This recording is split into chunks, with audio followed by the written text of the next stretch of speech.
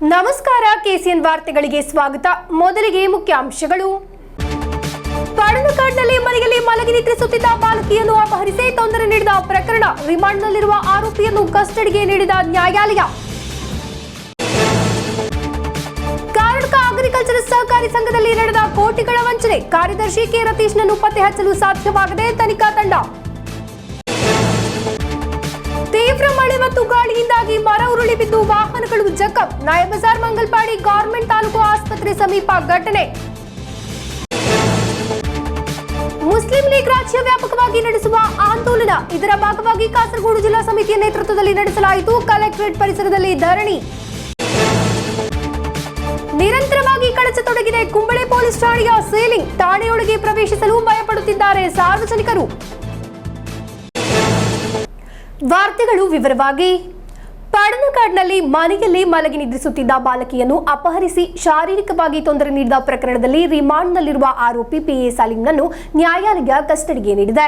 ವಿಶೇಷ ತನಿಖಾ ತಂಡ ನ್ಯಾಯಾಲಯಕ್ಕೆ ಅರ್ಜಿ ಸಲ್ಲಿಸಿದ ಹಿನ್ನೆಲೆಯಲ್ಲಿ ಈ ಕ್ರಮ.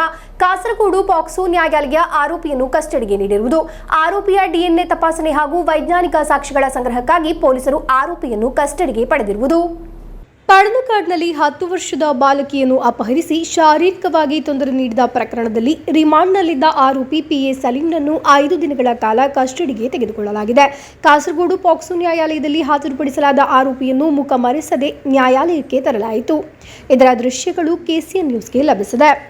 ಕಳೆದ ದಿನ ಘಟನಾ ಸ್ಥಳಕ್ಕೆ ಸಾಕ್ಷಿ ಸಂಗ್ರಹಕ್ಕಾಗಿ ಆರೋಪಿಯನ್ನು ಕರೆತಂದಾಗ ಈತನ ಮುಖ ಮರೆಸಬಾರದೆಂದು ಜನರಿಂದ ಭಾರೀ ವಿರೋಧ ವ್ಯಕ್ತವಾಗಿತ್ತು. ಈತನ ಮುಖ ಜನರು ನೋಡಬೇಕು ಎಂಬುದಾಗಿತ್ತು ಆಗ್ರಹ. ವೈಜ್ಞಾನಿಕ ಪುರಾವೆಗಳನ್ನು ಸಂಗ್ರಹಿಸಲು ಆರೋಪಿಯನ್ನು ವಿಶೇಷ ತನಿಖಾ ತಂಡ ವಶಕ್ಕೆ ತೆಗೆದುಕೊಂಡಿದೆ. ಡಿಎನ್ಎ ಪರೀಕ್ಷೆಗಾಗಿ ಕೂದಲು ಮತ್ತು ರಕ್ತದ ಮಾದರಿಗಳನ್ನು ಸಂಗ್ರಹಿಸಲಾಗುತ್ತದೆ. ಘಟನೆ ವೇಳೆ ಆರೋಪಿ ಧರಿಸಿದ್ದ ಬಟ್ಟೆಯನ್ನು ಪತ್ತೆ ಮಾಡಲಾಗುವುದು. ಕಳ್ಳತನ ಮಾಡಿದ ಚಿನ್ನದ ಕಿವಿಯೋಲೆ ಮಾರಾಟ ಮಾಡಿದ ಕೂತುಪರಂನಲ್ಲಿರುವ ಜ್ಯುವೆಲರಿಗೆ ಸಾಕ್ಷ್ಯ ಸಂಗ್ರಹಕ್ಕಾಗಿ ಕೊಂಡೊಯ್ಯಲಾಗುವುದು. ಜ್ಯುವೆಲರಿ ಮಾಲೀಕ ಪ್ರಕರಣದ ಪ್ರಮುಖ ಸಾಕ್ಷಿ ಾಗಿದ್ದಾರೆ. ಈ ತಿಂಗಳ 15ರಂದು ಮನೆಯಲ್ಲಿ ಮಲಗಿದ್ದ ಬಾಲಕಿಯನ್ನು ಅಪಹರಿಸಿ ಚಿನ್ನದ ಕಿವಿಯೋಲೆಯನ್ನು ದೋಚಿ ಶಾರೀರಿಕವಾಗಿ ತೊಂದರೆ ನೀಡಿದ್ದಾನೆ. ಘಟನೆಯ ನಂತರ ಆರೋಪಿ ಕರ್ನಾಟಕ, ಗೋವಾ, ಮಹಾರಾಷ್ಟ್ರ, ಆಂಧ್ರ ರಾಜ್ಯದಲ್ಲಿ ತಲೆಮರೆಸಿಕೊಂಡಿದ್ದಾನೆ. ಆರೋಪಿಯನ್ನು ಆಂಧ್ರದ ಅಧೋನಿ ರೈಲು ನಿಲ್ದಾಣದಿಂದ ವಶಕ್ಕೆ ಪಡೆಯಲಾಗಿದೆ. ಆರೋಪಿಯ ಗೆಳತಿಗೆ ಬಂದ ಕರೆ ತನಿಖೆಗೆ ಹಾದಿ ಮಾಡಿಕೊಟ್ಟಿರುವುದು. ಶುಕ್ರವಾರವಾಗಿದೆ ಆರೋಪಿಯ ಬಂಧನವನ್ನು ದಾಖಲಿಸಿರುವುದು. News bureau, Kasaragod. Karnataka agriculture ಸಹಕಾರಿ ಸಂಘದಿಂದ ಕೋಟಿಗಳ ವಂಚನೆ ಮಾಡಿ ಪರಾರಿಯಾದ ಕಾರ್ಯದರ್ಶಿ ಕೆ ರತೀಶ್ನನ್ನು ಪತ್ತೆ ಹಚ್ಚಲು ಸಾಧ್ಯವಾಗದೆ ತನಿಖಾ ತಂಡ. ಈತನಿಗಾಗಿ ವಿವಿಧ ರಾಜ್ಯಗಳಲ್ಲಿಯೂ ವ್ಯಾಪಕ ತಪಾಸಣೆ ನಡೆಸುತ್ತಿದ್ದರೂ ಯಾವುದೇ ಕುರುಹು ಲಭಿಸಿಲ್ಲ. ಅದೇ ವೇಳೆ ರತೀಶನ್ ಸೊಸೈಟಿಯಿಂದ ಸಾಗಿಸಿದ ಚಿನ್ನ ವಿವಿಧ ಬ್ಯಾಂಕ್ಗಳಲ್ಲಿ ಪತ್ತೆ ಹಚ್ಚಲಾಯಿತು. ಕರ್ನಾಟಕ ಅಗ್ರಿಕಲ್ಚರ್ ಸಹಕಾರಿ ಸಂಘದಲ್ಲಿ ಕೋಟಿಗಟ್ಟಲೆ ವಂಚನೆ ಮಾಡಿ ಪರಾರಿಯಾದ ಕಾರ್ಯದರ್ಶಿ ಕೆ ರತೀಶ್ನನ್ನು ಪತ್ತೆ ಹಚ್ಚಲು ಕ್ರೈಂ ಬ್ರಾಂಚ್ಗೆ ಇನ್ನೂ ಸಾಧ್ಯವಾಗಿಲ್ಲ. ರತೀಶ್ನನ್ನು ಪತ್ತೆ ಹಚ್ಚಲು ಪೊಲೀಸ್ ತಂಡ ಬೆಂಗಳೂರು, ಹಾಸನ, ಮೈಸೂರು, ಶಿವಮೊಗ್ಗಕ್ಕೆ ತೆರಳಿದ್ದರೂ ಆತನ ಬಗ್ಗೆ ಯಾವುದೇ ಮಾಹಿತಿ ಲಭಿಸಿಲ್ಲ. ಸತೀಶನ್ ಸಂಘದಿಂದ ವಂಚಿಸಿ ಅಡವಿಟ್ಟ ಚಿನ್ನ ಇತರ ಬ್ಯಾಂಕ್ನಲ್ಲಿ ಇರಿಸಲು ಸಹಾಯ ಮಾಡಿರುವುದಕ್ಕೆ ಮೂವರನ್ನು ಬಂಧಿಸಿ ಹೆಚ್ಚಿನ ಚಿನ್ನವನ್ನು ವಶಪಡಿಸಿಕೊಂಡಿರುವುದು ಪ್ರಕರಣದಲ್ಲಿ ಇದುವರೆಗಿನ ಏಕೈಕ ಪ್ರಗತಿಯಾಗಿದೆ. ಅದೇ ವೇಳೆ ಇತರ ಕೆಲವರ ಹೆಸರಿನಲ್ಲಿ ಚಿನ್ನವನ್ನು ಅಡವಿಟ್ಟಿರುವುದಾಗಿ ತನಿಖಾ ತಂಡ ಪತ್ತೆ ಮಾಡಿದ್ದರೂ ಆದರೆ ಅವರ ಬಂಧನ ಇನ್ನೂ ವಿಳಂಬವಾಗಿದೆ. ಸಂಘದಿಂದ ರತೀಶ್ 4.76 ಕೋಟಿ ಮೌಲ್ಯದ ಹಣ ಹಾಗೂ ಚಿನ್ನ ವಂಚಿಸಿದ್ದಾನೆ ಎಂದು ಅಧ್ಯಕ್ಷ ಕೆ ಸುಬ್ಬಿ ನೀಡಿದ ದೂರಿನ ಮೇರೆಗೆ ಅಳೂರು ಪೊಲೀಸರು ಪ್ರಕರಣ ದಾಖಲಿಸಿದ್ದಾರೆ. ಈ ತಿಂಗಳ 13ರಂದು ಪ್ರಕರಣ ದಾಖಲಿಸಿಕೊಂಡಿರುವುದು. ನಂತರ ಕ್ರೈಂ ಬ್ರಾಂಚ್ ತನಿಖೆಯನ್ನು ಕೈಗೆತ್ತಿಕೊಂಡಿದೆ. ವಂಚನೆ ಎಸಗಿದ ರತೀಶ್ನನ್ನು ಶೀಘ್ರವೇ ಬಂಧಿಸಬಹುದೆಂಬ ನಿರೀಕ್ಷೆ ಇತ್ತಾದರೂ ಬಂಧನ ತಡವಾದಷ್ಟು ಕಳೆದು ಹೋದ ಹಣ ಪತ್ತೆ ಮಾಡಲಾಗುವುದು ಎಂಬ ಕಕ್ಷಿದಾರಿಗಳ ನಿರೀಕ್ಷೆ ಹುಸಿಯಾಗುತ್ತಿದೆ. ರತೀಶನ್ನಿಂದ ಹಣ ವಸೂಲಿ ಮಾಡಲಾಗುವುದು ಎಂದು ಯಾರೂ ಆತಂಕ ಪಡಬೇಡಿ ಎಂದು ಸೊಸೈಟಿ ಆಡಳಿತ ಸಮಿತಿ ಹಾಗೂ ಸಿಪಿಎಂ ನಾಯಕತ್ವ ಮಾಹಿತಿ ನೀಡಿದೆ. ಇದನ್ನು ವಿಶ್ವಾಸದಿಂದ ತೆಗೆದುಕೊಂಡು ನಿರೀಕ್ಷೆಯಿಂದ ಕಕ್ಷಿದಾರರು ಕಾಯುತ್ತಿದ್ದರೂ ತನಿಖೆ ಎಲ್ಲಿಗೂ ತಲುಪದಿರುವುದು ಹಾಗೂ ರತೀಶ್ನ ಬಂಧನ ವಿಳಂಬವಾಗುತ್ತಿರುವುದು ಪ್ರತಿಭಟನೆಗೆ ಕಾರಣವಾಗಿದೆ. News bureau, Kasaragod. ತೀವ್ರ ಮಳೆ ಮತ್ತು ಗಾಳಿಯಿಂದಾಗಿ ಮರ ಉರುಳಿ ಬಿದ್ದು ಆಟೋ ರಿಕ್ಷಾ ಸೇರಿದಂತೆ ಹಲವಾರು ವಾಹನಗಳು ಜಖಂಗೊಂಡ ಘಟನೆ ನಾಯಬಜಾರ್ ಮಂಗಲ್ಪಾಡಿ ಗವರ್ನಮೆಂಟ್ ತಾಲೂಕು ಆಸ್ಪತ್ರೆ ಸಮೀಪ ನಡೆದಿದೆ. ಮಂಗಳವಾರ ಸಾಯಂಕಾಲವಾಗಿದೆ ಘಟನೆ ನಡೆದಿರುವುದು. ಭಾರೀ ಅನಾಹುತ ತಪ್ಪಿದೆ. ನಾಯಬಜಾರ್ ಮಂಗಲ್ಪಾಡಿ ಗವರ್ನಮೆಂಟ್ ತಾಲೂಕು ಆಸ್ಪತ್ರೆ ಸಮೀಪ ತೀವ್ರ ಮಳೆ ಮತ್ತು ಗಾಳಿಯಿಂದಾಗಿ ಮರ ಉರುಳಿ ಬಿದ್ದು ಆಟೋ ರಿಕ್ಷಾ ಸೇರಿದಂತೆ ಹಲವಾರು ವಾಹನಗಳು ಜಖಂಗೊಂಡ ಘಟನೆ ನಡೆದಿದೆ. ಮಂಗಳವಾರ ಸಾಯಂಕಾಲ 5 ಗಂಟೆ ಸುಮಾರಿಗೆ ಈ ಘಟನೆ ನಡೆದಿರುವುದು. ಸಮೀಪದಲ್ಲಿ ನಿಲ್ಲಿಸಿದ್ದ 3 ಆಟೋ ರಿಕ್ಷಾಗಳ ಮೇಲೆ ಮರ ಬಿದ್ದಿದೆ. ಬೈಕುಗಳು ಮತ್ತು ವಾಹನಗಳಿಗೆ ಭಾರಿ ಹಾನಿ ಸಂಭವಿಸಿದೆ. ಘಟನೆ ನಡೆದಾಗ ಸ್ಥಳದಲ್ಲಿ ಹಲವಾರು ಮಂದಿ ಇದ್ದರಾದರೂ ಯಾವುದೇ ಪ್ರಾಣ ಹಾನಿ ಸಂಭವಿಸದಿರುವುದು ಸಮಾಧಾನ ತಂದಿದೆ. ನಂತರ ಸ್ಥಳೀಯರು ಮತ್ತು ಅಗ್ನಿಶಾಮಕ ದಳದವರು ಮರವನ್ನು ಕಡಿದು ತೆರವುಗೊಳಿಸಿದರು. ತೀವ್ರ ಮಳೆಯಾಗಿದೆ. ಕಾಸರಗೋಡಿನ ವಿವಿಧೆಡೆ ಅನುಭವವಾಗುತ್ತಿರುವುದು. News bureau, Kasaragod. ಮುಸ್ಲಿಂ ಲೀಗ್ ರಾಜ್ಯ ವ್ಯಾಪಕವಾಗಿ ನಡೆಸುವ ಆಂದೋಲನದ ಭಾಗವಾಗಿ ಕಾಸರಗೋಡು ಜಿಲ್ಲಾ ಸಮಿತಿಯ ನೇತೃತ್ವದಲ್ಲಿ ಕಲೆಕ್ಟರೇಟ್ ಪರಿಸರದಲ್ಲಿ ಧರಣಿ ನಡೆಸಲಾಯಿತು. +1ಗೆ ಹೊಸ ಬ್ಯಾಚ್ಗಳನ್ನು ಅನುಮತಿಸಬೇಕೆಂದು ಆಗ್ರಹಿಸಿಯಾಗಿತ್ತು ಧರಣಿ. ಮಲಬಾರಿನಲ್ಲಿ +1 ಸೀಟುಗಳ ಕೊರತೆಯನ್ನು ಪರಿಹರಿಸಬೇಕೆಂದು ಆಗ್ರಹಿಸಿ ಮುಸ್ಲಿಂ ಲೀಗ್ ಕಾಸರಗೋಡು ಜಿಲ್ಲಾ ಸಮಿತಿಯ ನೇತೃತ್ವದಲ್ಲಿ ಕಲೆಕ್ಟರೇಟ್ ಎದುರು ಧರಣಿ ನಡೆಸಲಾಯಿತು. ಯೂತ್ ಲೀಗ್ ರಾಜ್ಯ ಪ್ರಧಾನ ಕಾರ್ಯದರ್ಶಿ ಪಿಕೆ ಫಿರೋಜ್ ಉದ್ಘಾಟಿಸಿದರು. ಪಿಕೆ ಫಿರೋಜ್ ಮಾತನಾಡಿ, 1/2 ಲಕ್ಷಕ್ಕೂ ಹೆಚ್ಚು ವಿದ್ಯಾರ್ಥಿಗಳು +1 ಓದಲು ಸಾಧ್ಯವಾಗದೆ ತೊಂದರೆ ಅನುಭವಿಸುತ್ತಿದ್ದಾರೆ. ಶಿಕ್ಷಣ ಸಂಸ್ಥೆಗಳಿಗಿಂತ ಹೆಚ್ಚು ಸರ್ಕಾರಕ್ಕೆ ಆಸಕ್ತಿ ಬಾರ್ನ ಮೇಲೆ ಎಂದು ಮಕ್ಕಳಿಗೆ ಓದಲು ಪ್ಯಾಂಟ್ ಶರ್ಟ್ ಬೇಡ, ಸೀಟು ಬೇಕು ಎಂದು ಹೇಳಿದರು. നമ്മൾ സ്കൂൾ ചോദിക്കുമ്പോൾ ഇവർ കൊടുക്കുന്നതാണ് ഇവർ ബാർ. ഇവർ പറഞ്ഞാൽ നിങ്ങൾക്ക് പഠിക്കാനൊന്നും സമയമില്ല, നിങ്ങൾ പഠിക്കാൻ നിങ്ങൾ ബാറിൽ പോയി കുടിച്ചോടിന്നാണ്. ഉമ്മൻചാണ്ടി കേരളം ഭരിക്കുമ്പോൾ 29 ബാറാണുള്ളത് കേരളത്തിൽ. ഇന്ന് പിണറായി വിജയൻ കേരളം ഭരിക്കുമ്പോൾ 814 ബാറായി മാറിയിട്ടുണ്ട്. സഖാവെ നല്ലോണം കൈയടിച്ചോ. ഈ പിണറായി വിജയനെ അധികാരത്തിൽ കൊണ്ടുവരാൻ വേണ്ടി പാർട്ടിയെ വിളിച്ചവരും നല്ലോണം കൈയടിച്ചോ. 814 ബാറ് കേരളത്തിലുണ്ട്. 29 814ആയി. ഈ കാസർഗോഡ് 3736 കുട്ടികൾ പുറത്ത് +1 പഠിക്കാൻ അവസരമില്ല. ചോദ്യമില്ല, നിങ്ങൾ കുട്ടികൾക്ക് പഠിക്കാൻ അവസരം കൊടുക്കുന്നതിന് പകരം നിങ്ങൾ എന്താ ഇപ്പൊ ചെയ്യുന്നത്? ശിവൻകുട്ടി കൊണ്ടുവന്ന ഒരു പരിഷ്കാരം എന്താ? ശിവൻകുട്ടിയുടെ പരിഷ്കാരം സ്കൂളിലെ കുട്ടികളൊക്കെ ഇനി ആൺകുട്ടികളും പെൺകുട്ടികളൊക്കെ പാന്റ് ഷർട്ട് ഇട്ടാൽ മതി. എന്നാൽ ജനറൽ ന്യൂട്രാലിറ്റി ഉണ്ടാവും.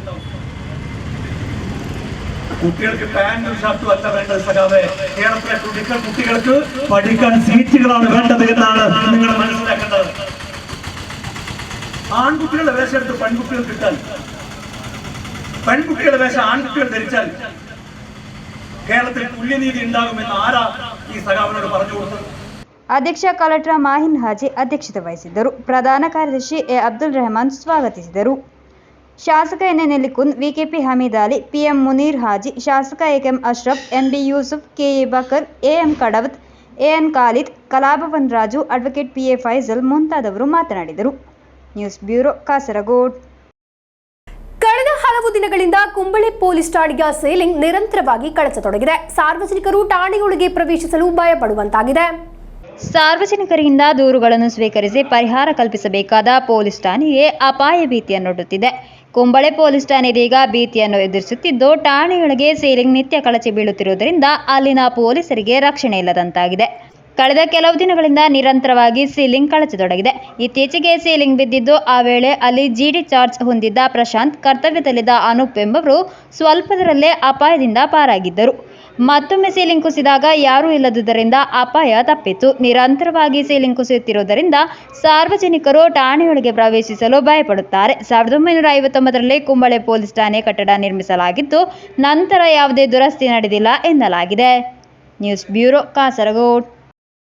ಪ್ರೀತಿಯಿಂದ ಸಾಕಿ ಬೆಳೆಸಿದ 5 ಮೇಕೆಗಳನ್ನು ಕಳೆದುಕೊಂಡ ಬೇಸರದಲ್ಲಿದ್ದಾನೆ ಚೆರ್ಕಳದ 8ನೇ ತರಗತಿ ವಿದ್ಯಾರ್ಥಿ ಅಹಮ್ಮದ್ ತನ್ವೀರ್. ಗರ್ಭಿಣಿಯಾದ ಮೇಕೆ ಹಾಗೂ ಪುಟ್ಟ ಮೇಕೆಯನ್ನು ಗೂಡಿಗೆ ನುಗ್ಗಿ ನಾಯಿ ಕಚ್ಚಿದ್ದರಿಂದ ಉಪಜೀವನ ಮಾರ್ಗ ಇಲ್ಲವಾಗಿದೆ. ಪ್ರೀತಿಯಿಂದ ಸಾಕಿ ಬೆಳೆಸಿದ 2 ಮೇಕೆಗಳನ್ನು ಕಳೆದುಕೊಂಡ ಬೇಸರದಲ್ಲಿದ್ದಾರೆ ಚೆರ್ಕಳ ಪಾಡಿ ರಸ್ತೆಯ ಮುಕ್ರಿ ಹೌಸ್ನ 8ನೇ ತರಗತಿ ವಿದ್ಯಾರ್ಥಿ ಅಹಮ್ಮದ್ ತನ್ವೀರ್ ಮತ್ತು ಕುಟುಂಬ.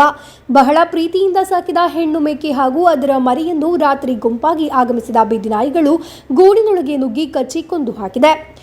ಚೆರ್ಕಳದ ಸೆಂಟ್ರಲ್ ಸರ್ಕಾರಿ ಹೈಯರ್ ಸೆಕೆಂಡರಿ ಶಾಲೆಯಲ್ಲಿ ಇನ್ನು 8ನೇ ತರಗತಿಯಲ್ಲಿ ಓದಬೇಕಿದ್ದ ಅಹಮ್ಮದ್ ತನ್ವೀರ್ಗೆ 4ನೇ ತರಗತಿಯಲ್ಲಿದ್ದಾಗ ತಂದೆ ಮೊಹಮ್ಮದ್ ಮೇಕೆ ಮರಿಯನ್ನು ಖರೀದಿಸಿ ನೀಡಿದ್ದರು. ಪ್ರೀತಿಯಿಂದ ತನ್ವೀರ್ ಈ ಮೇಕೆಯನ್ನು ಬೆಳೆಸಿದ್ದ. ಈ ಮೇಕೆ ಮತ್ತು ಅದರ ಮರಿಯನ್ನು ಈಗ ಬೀದಿ ನಾಯಿಗಳು ಕಚ್ಚಿ ಕೊಂದಿರುವುದು. 2 ആടുണ്ടായിന്. 2 രാവിലെ കൊമ്പക്ക് നായി കൊന്നിട്ടിന്. 10-15 നായി ഉണ്ടായിന്. ഇത് ഞാൻ 4 പഠിക്കുമ്പോൾക്ക് മെങ്ങിയാട്. ഇത് 4-5 വർഷത്തോളമായി. എനിക്ക് ബേജാറായി. ഇത് 50 ആടുണ്ടായിന്. ഇതിൽ പകുതി ആട്ടിന് നായി പിടിച്ചിട്ട് കൊന്നിന്. ഇത് ഇതിലെ കണ്ടത്തിലെല്ലാം ഫുള്ള് കൊന്നിട്ടുണ്ടാവും നായി. നമ്മ പുറത്ത് വളക്കലൊന്നുമില്ല. ഞാൻ കെട്ടിയിട്ട് തന്നെ നോക്കിയിട്ട് മഴ വരുമ്പോഴേക്കെല്ലാം കൂട്ടിലിട്ടു, നായി വരുമ്പോഴേക്കെല്ലാം കൂട്ടിലൊക്കെ ആക്കൂ. ഞാൻ അത്രയും ശ്രദ്ധിച്ചിട്ട് നോക്കിയ ഉണ്ടായാട്. ಮೇಕೆ ಸಾಕಾಣಿಕೆಯೇ ಜೀವನಾಧಾರವಾಗಿರುವ ಈ ಕುಟುಂಬ ಬೀದಿ ನಾಯಿಗಳ ಆಕ್ರಮಣದಿಂದ ಸುಮಾರು 50 ಮೇಕೆಗಳನ್ನು ಕಳೆದುಕೊಂಡಿದ್ದಾರೆ. ಈ ಪ್ರದೇಶದಲ್ಲಿ ಬೀದಿ ನಾಯಿಗಳ ಹಾವಳಿ ವಿಪರೀತವಾಗಿದೆ. ಮೇಕೆ ಸಾಕಾಣಿಕೆ ಮೂಲಕ ಉಪಜೀವನ ಮಾರ್ಗ ಕಂಡುಕೊಳ್ಳುವ ಇತರೆ ಕುಟುಂಬಗಳು ಬೀದಿ ನಾಯಿಗಳಿಂದ ದೊಡ್ಡ ಭೀತಿ ಎದುರಿಸುತ್ತಿವೆ. ಕೂಡಲೇ ಸಂಬಂಧಪಟ್ಟ ಅಧಿಕಾರಿಗಳು ಈ ಬಗ್ಗೆ ಕ್ರಮ ಕೈಗೊಳ್ಳಬೇಕು ಎಂಬುದು ಸ್ಥಳೀಯರ ಆಗ್ರಹ. News bureau, Kasaragod. Asia, Africa, Europe ಖಂಡಗಳಲ್ಲಾಗಿ 56 ದೇಶಗಳ ಮೂಲಕ 76,000 ಕಿಲೋಮೀಟರ್ಗಳನ್ನು ದಾಟಿ ಪಟ್ಟಣದ ಕೆಎಂಸಿಸಿ ಮೊಹಮ್ಮದ್ ಕುಂಜಿ ಮತ್ತು ಅವರ ಕುಟುಂಬ ಊರಿಗೆ ಮರಳಿ ಬಂತು. 8 ತಿಂಗಳ ಹಿಂದೆ ದುಬೈನಿಂದ ಯಾತ್ರೆ ಆರಂಭಿಸಿರುವುದು. 7 ತಿಂಗಳಲ್ಲಿ ವಿಶ್ವದ ವಿವಿಧ ಖಂಡಗಳನ್ನು ದಾಟಿದ್ದಾರೆ ತ್ರಿಕರಿಪುರ ಪಟ್ಟಣದ ಕೆಎಂಸಿಸಿ ಮೊಹಮ್ಮದ್ ಕುಂಜಿ ಹಾಗೂ ಅವರ ಕುಟುಂಬ. 56 ದೇಶಗಳ ಮೂಲಕ 76,000 ಕಿಲೋಮೀಟರ್ಗಳನ್ನು ದಾಟಿರುವುದು. 8 ತಿಂಗಳ ಹಿಂದೆ ದುಬೈನಿಂದ ಯಾತ್ರೆ ಆರಂಭಿಸಿದ್ದಾರೆ. ಏಷ್ಯಾ, ಯುರೋಪ್ ಮತ್ತು ಆಫ್ರಿಕಾ ಎಂಬ ಖಂಡಗಳಲ್ಲಾಗಿ ಪಟ್ಟಣದ ಕೆಎಂಸಿಸಿ ಮೊಹಮ್ಮದ್ ಕುಂಜಿ ಹಾಗೂ ಅವರ ಕುಟುಂಬ ಸದಸ್ಯರಾದ ಪತ್ನಿ ಎಕೆ ನಫೀಸತ್, ಪುತ್ರ ಅಡ್ವೊಕೇಟ್ ಮುಸೈಫ್ ಶಾನ್ ಮೊಹಮ್ಮದ್, ಪುತ್ರಿ ಡಾಕ್ಟರ್ ಮುನೀಫಾ ಮತ್ತು ಮುನೀಫರ್ ಅವರ ಪುತ್ರ ವಿಲ್ಡನ್ ಎಸ್ಟಿನ್ ಆದಮ್ ಎಂಬುವರಾಗಿದ್ದಾರೆ ಸಾಹಸಮಯವಾದ ಈ ಯಾತ್ರೆಯನ್ನು ನಡೆಸಿರುವುದು. ವಿಶೇಷವಾಗಿ ಸಿದ್ಧಪಡಿಸಿದ ಸುಸಜ್ಜಿತ ಕಾರಿನಲ್ಲಾಗಿದೆ ವಿವಿಧ ಖಂಡಗಳನ್ನು ದಾಟಿರುವುದು. ಕಳೆದ ಅಕ್ಟೋಬರ್ನಲ್ಲಿ ಮುಂಬೈನಿಂದಾಗಿದೆ ಕುಟುಂಬ ಯಾತ್ರೆ ಆರಂಭಿಸಿರುವುದು. Dubai, Iran, Iraq, Azerbaijan, Georgia, Turkey ಮೂಲಕವಾಗಿದೆ ಯುರೋಪ್ ತಲುಪಿರುವುದು. ನಂತರ ಆಫ್ರಿಕನ್ ರಾಷ್ಟ್ರವಾದ ಮೊರೊಕೊವನ್ನು ತಲುಪಿದ ನಂತರ ಪೋರ್ಚುಗಲ್ ತಲುಪಿದರು. France, Ireland, Netherland, Sweden, Norway, Russia, Kazakhstan, Armenia, China, Tibet ಎಂಬೀ ಸ್ಥಳಗಳಲ್ಲಿ ಪ್ರಯಾಣಿಸಿ ನೇಪಾಳದ ಮೂಲಕ ಭಾರತಕ್ಕೆ ಮರಳಿರುವುದು. ವಿಲ್ಡನ್ ಎಸ್ಟಿನ್ ಆದಮ್ ಎಂಬ ಪುಟ್ಟ ಮಗುವಿನೊಂದಿಗೆ ಪ್ರಯಾಣ ಮಾಡಿದ್ದರೂ ಮಾಡಿದ ಪ್ರಯಾಣದಿಂದ ಹಂಚಿಕೊಳ್ಳಲು ಮರೆಯಲಾಗದ ಅನುಭವ ಇದೆ ಎಂದು ಉದ್ಯಮಿ ಕೆಎಂಸಿಸಿ ಮೊಹಮ್ಮದ್ ಕುಂಜಿಯವರ ಪುತ್ರ ಮತ್ತು ಬೆಂಗಳೂರಿನ ಕೋರ್ಟ್ನಲ್ಲಿ ಅಭ್ಯಾಸ ಮಾಡುತ್ತಿರುವ ಅಡ್ವೊಕೇಟ್ ಮುಸೈಫ್ ಶಾನ್ ಮೊಹಮ್ಮದ್ KCN ನ್ಯೂಸ್ಗೆ ತಿಳಿಸಿದರು. റഷ്യയിൽ നിന്ന് നമ്മുടെ ഐറ്റനറി പ്രകാരം കസാഖ്സ്ഥാനിലോട്ടായിരുന്നു പോകേണ്ടിരുന്നത്. അവിടെ ഒരു പ്രശ്നം വന്നു. റഷ്യ നമുക്ക് എക്സിറ്റ് ചെയ്യാൻ തയ്യാറായിരുന്നില്ല കസാഖ്സ്ഥാനിലോട്ട്. തുടർന്ന് വീണ്ടും ജോർജിയയിൽ എൻ്റർ ചെയ്ത് ജോർജിയയിൽ നിന്ന് അർമീനിയ, ഇറാൻ വഴി അഫ്ഗാൻ കയറി അഫ്ഗാൻ, തജിക്കിസ്ഥാൻ, ഉസ്ബെക്കിസ്ഥാൻ, കിർഗിസ്ഥാൻ, പിന്നീട് കസാഖിസ്ഥാനിലോട്ട് എൻ്റർ ചെയ്യേണ്ടാവും. ഏകദേശം 12,000 കിലോമീറ്റർ എക്സ്ട്രാ ഡ്രൈവ് ചെയ്യേണ്ടാവും. അങ്ങനെ കസാഖിസ്ഥാനിൽ നിന്ന് നമ്മൾ ചൈനയിലോട്ട് എൻ്റർ ചെയ്തു. ചൈനയിൽ നേപ്പാൾ, ചൈന ടിബറ്റ് വഴി നേപ്പാളിലോട്ട് എൻ്റർ ചെയ്ത് നേപ്പാളിൽ നിന്ന് ഇന്ത്യയിലോട്ട് വരികയാണ്. 9 ദിവസം മുമ്പാണ് നമ്മൾ നാട്ടിൽ തിരിച്ചെത്തിയത്. അപ്പം വളരെ ഭംഗിയായി യാത്ര കംപ്ലീറ്റ് ചെയ്യാൻ പറ്റി കുടുംബത്തോടു കൂടി. കാരണം നമ്മൾ യാത്ര സ്റ്റാർട്ട് ചെയ്യുമ്പോൾ വലുതാൻ്റെ ഏകദേശം 7 മാസമായിരുന്നു പ്രായം. ഫസ്റ്റ് ബർത്ത്ഡേ റഷ്യയിൽ വെച്ച് ആഘോഷിക്കാൻ പറ്റി. അപ്പം വളരെ സന്തോഷമായി തിരിച്ചെത്താൻ പറ്റി എന്നുള്ളത് സന്തോഷിക്കുന്നു. ಕೆಎಂಸಿಸಿ ಮೊಹಮ್ಮದ್ ಕುಂಜಿಯವರ ಕುಟುಂಬಕ್ಕೆ ಪಟ್ಟಣ ಗ್ರಾಮ ಪಂಚಾಯತ್ ನೇತೃತ್ವದಲ್ಲಿ ನಾಡು ಅದ್ದೂರಿಯ ಸ್ವಾಗತವನ್ನು ಸಿದ್ಧಪಡಿಸಿತು. Urmis Trikaripur, news bureau, Cheruvathur. Kasaragod doctor Roshitha's women's health ಕ್ಲಿನಿಕ್ನ ಪ್ರಥಮ ವರ್ಷಾಚರಣೆ ಸಮಾರಂಭ ಅದ್ದೂರಿಯಾಗಿ ನಡೆಯಿತು. ಕಾಸರಗೋಡು ಗವರ್ಮೆಂಟ್ ಆಯುರ್ವೇದ ಆಸ್ಪತ್ರೆಯ ಮೆಡಿಕಲ್ ಆಫೀಸರ್ ಡಾಕ್ಟರ್ ಪ್ರತಿಭಾಕ್ಕೆ ದೀಪ ಬೆಳಗಿಸಿ ಉದ್ಘಾಟಿಸಿದರು. Kasaragod doctor Roshitha's women health ಕ್ಲಿನಿಕ್ನ ಪ್ರಥಮ ವರ್ಷಾಚರಣೆ ಸಮಾರಂಭ ಅದ್ದೂರಿಯಾಗಿ ನಡೆಯಿತು. കാസർഗോഡ് ഗവൺമെന്റ് ആയുർവേദ ആശുപത്രിയ മെഡിക്കൽ ഓഫീസർ ഡോക്ടർ പ്രതിഭയ്ക്ക് ദീപ ಬೆಳಗಿಸಿ ഉദ്ഘാಟಿಸಿದರು. അന്നേരം നമ്മുടെ ഭക്ഷണത്തിൽ തന്നെയാണ് അതിന്റെ ഏറ്റവും വലിയൊരു കാരണം ഉണ്ടാകുന്നത്. ഒന്നിൽ നമ്മൾ കുടിക്കുന്ന വെള്ളത്തിന്റെ അളവ് കുറയുക, അല്ലെങ്കിൽ നമ്മുടെ ഭക്ഷണത്തിൽ ഫൈബറിന്റെ അളവെല്ലാം കുറയുന്നതെല്ലാം ഇതിന് വലിയൊരു കാരണം. അന്നേരം ഡെയിലി നമ്മുടെ ഭക്ഷണത്തിൽ ഇതേപോലെ ഫൈബർ അടങ്ങിയിട്ടുള്ള പച്ചക്കറികൾ നല്ലപോലെ ഉൾപ്പെടുത്തിയിട്ട് കഴിക്കാൻ ശ്രദ്ധിക്കുക. ഇത്രയും കാര്യങ്ങൾ ഭക്ഷണ ക്രമീകരണത്തിലൊന്ന് നല്ലപോലെ ശ്രദ്ധിക്കാൻ വേണം. അതേപോലെ തന്നെ ഭക്ഷണം കഴിച്ചാൽ മാത്രം പോരാ, നമുക്ക് നല്ലപോലെ വ്യായാമവും വേണം. ರಫೀಕ್ ಮಾಹಿನ್ ವಿಶೇಷ ಅತಿಥಿಗಳಾಗಿ ಮಾತನಾಡಿದರು. CPCRI retired technical officer Sugada, Ambika, doctor Roshitha, doctor Amrutha, doctor Vajrakshi, doctor Suraksha, Sharmila ಉಪಸ್ಥಿತರಿದ್ದರು. ಜೀವನದ 7 ಬೀಳುಗಳನ್ನು ದಾಟಿ ಯಶಸ್ಸು ಸಾಧಿಸಿದ CPCRI retired technical officer Sugada ಅವರನ್ನು ಸಮಾರಂಭದಲ್ಲಿ ಸನ್ಮಾನಿಸಲಾಯಿತು. ಡಾಕ್ಟರ್ ರೋಷಿತಾಸ್ ವಿಮೆನ್ಸ್ ಹೆಲ್ತ್ ಕ್ಲಿನಿಕ್ನ ವತಿಯಿಂದ ಆಯೋಜಿಸಲಾದ ಬೇಸಿಗೆ ಶಿಬಿರದ ಭಾಗವಾಗಿದ್ದ ಮಕ್ಕಳಿಂದ ಕಲಾ ಕಾರ್ಯಕ್ರಮಗಳು ನಡೆದವು. ಲಘು ಉಪಹಾರವಾಗಿ ಆರೋಗ್ಯಕರವಾದ ಸಿರಿಧಾನ್ಯಗಳಿಂದ ತಯಾರಿಸಿದ ಅವಿಲ್ ಹಾಗೂ ಹರ್ಬಲ್ ಟೀಯನ್ನು ವಿತರಿಸಲಾಯಿತು. News bureau, Kasaragod. National league ಜಿಲ್ಲಾ ಸಮಿತಿ ವತಿಯಿಂದ ಇಬ್ರಾಹಿಂ ಸುಲೈಮಾನ್ ಸೇಠ್ ಸಾಹಿಬ್ ಅವರ ಸಂಸ್ಮರಣಾ ಕಾರ್ಯಕ್ರಮವನ್ನು ಕಾಸರಗೋಡಿನಲ್ಲಿ ಆಯೋಜಿಸಲಾಯಿತು. ಎಲ್ಡಿಎಫ್ ಜಿಲ್ಲಾ ಕನ್ವೀನರ್ ಕೆಪಿ ಸತೀಶ್ ಚಂದ್ರನ್ ಉದ್ಘಾಟಿಸಿದರು. ನ್ಯಾಷನಲ್ ಲೀಗ್ ಜಿಲ್ಲಾ ಸಮಿತಿ ವತಿಯಿಂದ ಇಬ್ರಾಹಿಂ ಸುಲೈಮಾನ್ ಸೇಠ್ ಸಾಹಿಬ್ ಅವರ ಸಂಸ್ಮರಣಾ ಕಾರ್ಯಕ್ರಮವನ್ನು ಕಾಸರಗೋಡಿನಲ್ಲಿ ಆಯೋಜಿಸಲಾಯಿತು. LDF ಜಿಲ್ಲಾ ಕನ್ವೀನರ್ KP ಸತೀಶ್ ಚಂದ್ರನ್ ಉದ್ಘಾಟಿಸಿದರು. മതേതരത്വം വെറുതെ പറയലല്ല. മതേതരത്വം എന്ന് പറഞ്ഞാൽ മതവിശ്വാസങ്ങളെ വ്യക്തിപരമായിരുന്നു. മത ദൈവവിശ്വാസങ്ങൾ ഓരോരുത്തരും വ്യക്തിപരമായ കാര്യമാണ്. അതിനെ രാഷ്ട്രീയത്തിൽ കലർത്തരുത്.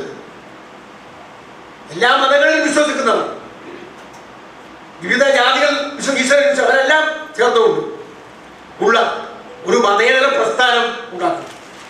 ഞാൻ ഏറ്റവും ഉചിതമായി എനിക്ക് തോന്നിയിട്ടുള്ളത് അദ്ദേഹം മുസ്ലിം ലീഗ് ഉപേക്ഷിച്ച് പുതിയ പാർട്ടി രൂപീകരിച്ചപ്പോൾ കൊടുത്ത പേരാണ് Indian national league. National league ಜಿಲ್ಲಾಧ್ಯಕ್ಷ ಇಕ್ಬಾಲ್ ಮಲಿಕ್ ಅಧ್ಯಕ್ಷತೆ ವಹಿಸಿದ್ದರು. ಸಿಪಿಐ ಜಿಲ್ಲಾ assistant secretary V Rajan, national league ರಾಜ್ಯಾಧ್ಯಕ್ಷ ಪ್ರೊಫೆಸರ್ ಎ ಅಬ್ದುಲ್ ವಹಾಬ್ ಸಂಸ್ಮರಣಾ ಭಾಷಣ ಮಾಡಿದರು. NK Abdul Aziz, Syed ಸ್ವಾಲಿಹ್ Shihab Thangal, AM Abdullah Kutty, Sanal Kumar, Yusuf ಪಾನೂರು, MK Haji, Hamid Madhur, Salim Bekal, MA Hamza ಮುಂತಾದವರು ಮಾತನಾಡಿದರು. ನ್ಯಾಷನಲ್ ಲೀಗ್ ರಾಜ್ಯ ಸೆಕ್ರೆಟರಿಯೇಟ್ ಸದಸ್ಯ MA ಕುഞ്ഞബ്ದುಲ್ಲಾ ಸ್ವಾಗತಿಸಿ, ಜಿಲ್ಲಾ ಕಾರ್ಯದರ್ಶಿ AK Kambar ಧನ್ಯವಾದವಿತ್ತರು.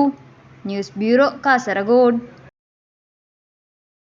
Kerala NGO association Kasaragod ಜಿಲ್ಲಾ ಸಮಿತಿಯ ನೇತೃತ್ವದಲ್ಲಿ ಸಿವಿಲ್ ಸ್ಟೇಷನ್ಗೆ ಪ್ರತಿಭಟನಾ ಮೆರವಣಿಗೆ ನಡೆಸಲಾಯಿತು. ಅವಲಂಬಿತ ನೇಮಕಾತಿ ಬುಡಮೇಲು ಮಾಡುವುದನ್ನು ವಿರೋಧಿಸಿ ಆಗಿತ್ತು ಪ್ರತಿಭಟನೆ. ಅವಲಂಬಿತ ನೇಮಕಾತಿ ಬುಡಮೇಲು ಮಾಡುವುದನ್ನು ವಿರೋಧಿಸಿ ಸಿವಿಲ್ ಸ್ಟೇಷನ್ಗೆ ಪ್ರತಿಭಟನಾ ಮೆರವಣಿಗೆ ನಡೆಸಲಾಯಿತು. ಹಲವಾರು ಮಂದಿ ಭಾಗವಹಿಸಿದ್ದರು.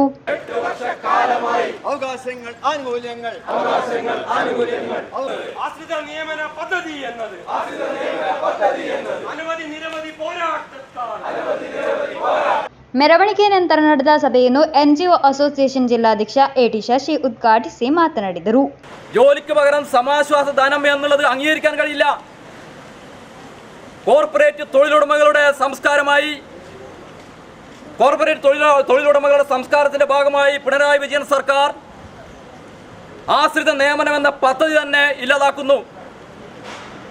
അപ്പോൾ അതിൽ പറയുന്നു 13 വയസ്സിൽ താഴെയുള്ള കുട്ടികളൊന്നും തന്നെ ഇതിന്റെ ഗുണഭോക്താക്കളല്ല എന്ന് പറയുന്നു. 13 വയസ്സിൽ താഴെയുള്ള ആളുകൾക്ക് ആശ്രിത നിയമനവുമായി ബന്ധപ്പെട്ട അപേക്ഷ സമർപ്പിക്കാൻ പോലും കഴിയില്ല എന്ന വ്യവസ്ഥ ഉൾപ്പെടുത്തിക്കൊണ്ട് ഈ പദ്ധതി തന്നെ ഇല്ലാതാക്കാൻ പോവുകയാണ്. ഒരു കാലത്തും ജനാധിപത്യ ചേരിയിലുള്ള NGO അസോസിയേഷൻ ഉൾപ്പെടെയുള്ള സംഘടനകൾക്ക് ഇത്തരം കാട്ടുനീതി അംഗീകരിച്ചു കൊണ്ടുപോകാൻ കഴിയില്ല.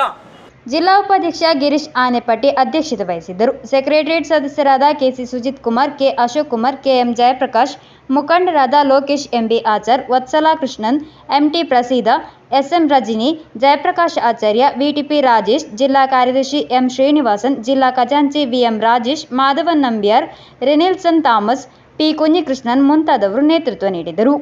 News bureau, Kasaragod. ಕೊನೆಯಲ್ಲಿ ಮತ್ತೊಮ್ಮೆ ಮುಖ್ಯಾಂಶಗಳು.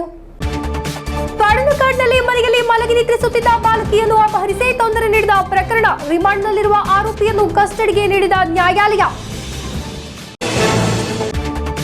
ಕರ್ನಾಟಕ ಅಗ್ರಿಕಲ್ಚರ್ ಸಹಕಾರಿ ಸಂಘದಲ್ಲಿ ನಡೆದ ಕೋಟಿಗಳ ವಂಚನೆ, ಕಾರ್ಯದರ್ಶಿ K ರತೀಶ್ನನ್ನು ಪತ್ತೆ ಹಚ್ಚಲು ಸಾಧ್ಯವಾಗದೆ ತನಿಖಾ ತಂಡ. ತೀವ್ರ ಮಳೆ ಮತ್ತು ಗಾಳಿಯಿಂದಾಗಿ ಮರ ಉರುಳಿ ಬಿದ್ದು ವಾಹನಗಳು ಜಖಂ, ನಾಯಬಜಾರ್ ಮಂಗಲ್ಪಾಡಿ ಗವರ್ಮೆಂಟ್ ತಾಲೂಕು ಆಸ್ಪತ್ರೆ ಸಮೀಪ ಘಟನೆ. ಮುಸ್ಲಿಂ ಲೀಗ್ ರಾಜ್ಯ ವ್ಯಾಪಕವಾಗಿ ನಡೆಸುವ ಆಂದೋಲನ, ಇದರ ಭಾಗವಾಗಿ ಕಾಸರಗೋಡು ಜಿಲ್ಲಾ ಸಮಿತಿಯ ನೇತೃತ್ವದಲ್ಲಿ ನಡೆಸಲಾಯಿತು ಕಲೆಕ್ಟರೇಟ್ ಪರಿಸರದಲ್ಲಿ ಧರಣಿ. ನಿರಂತರವಾಗಿ ಕಳಚತೊಡಗಿದೆ ಕುಂಬಳೆ ಪೊಲೀಸ್ ಠಾಣೆಯ ಸೀಲಿಂಗ್, ಠಾಣೆಯೊಳಗೆ ಪ್ರವೇಶಿಸಲು ಭಯಪಡುತ್ತಿದ್ದಾರೆ ಸಾರ್ವಜನಿಕರು. ಇಂದಿನ ವಾರ್ತಾ ಸಂಚಿಕೆಯಲ್ಲಿಗೆ ಮುಕ್ತಾಯವಾಯಿತು. ಮುಂದಿನ ವಾರ್ತಾ ಸಂಚಿಕೆಯೊಂದಿಗೆ ಭೇಟಿಯಾಗೋಣ. ವಂದನೆಗಳು.